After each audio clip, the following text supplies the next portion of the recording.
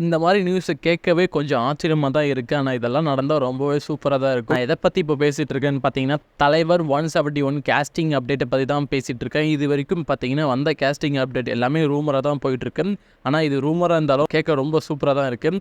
இந்த படத்தை பொறுத்த வரைக்கும் பார்த்தீங்கன்னா டேரக்டர் லோகேஷ் கனகராஜ் இந்த படத்தை வந்து டைரக்ஷன் பண்ண போகிறாங்க. இந்த படத்தோட ப்ரொடக்ஷன் கம்பெனி பார்த்தீங்கன்னா சன் பிக்சர்ஸ் இந்த படத்தை வந்து ப்ரொடியூஸ் பண்ணுறாங்க. இந்த படத்தோட மியூசிக் பார்த்தீங்கன்னா அனிருத். இது எல்லாமே வந்து கன்ஃபார்மான நியூஸ். இதுக்கப்புறம் சொல்கிற எல்லாமே வந்து ஓரளவுக்கு ரூமர் தான். இந்த படத்தோட ஹீரோயினியாக பார்த்தீங்கன்னா சோபனா, அதாவது தளபதி படத்தில் பேரா நடிச்சிருப்பாங்க.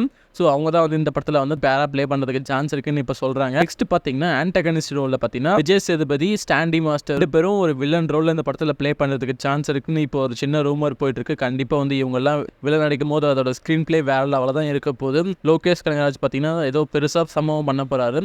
அது மட்டும் இல்லாமல் இந்த படத்தில் பார்த்தீங்கன்னா பாலிவுட் ஆக்டர் சல்மான் கானும் ரன்வீர் சங்கரும் 2 பேரும் இந்த படத்தில் வந்து ஒரு சின்ன கேமியோ பண்ணுறதுக்கு சான்ஸ் இருக்குது.